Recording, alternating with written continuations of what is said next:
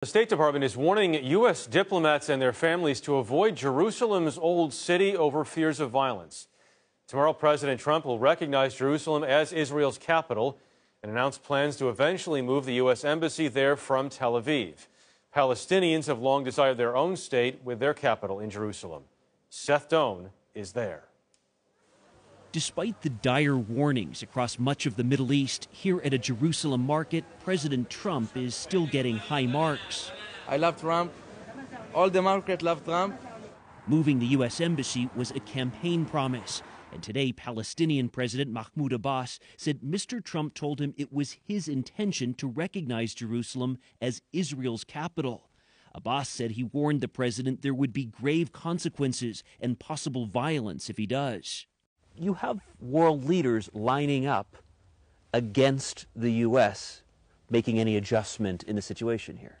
And I think they're wrong. Erhard Leierman called the Palestinians delusional if they thought even part of Jerusalem could be theirs. Driving a carving knife across and through and meandering across a living city would be a mistake. Both sides claim the city as their capital. It is here in the old city of Jerusalem, which is also sacred to Christians, where you can get a sense for how difficult this real estate is to carve up.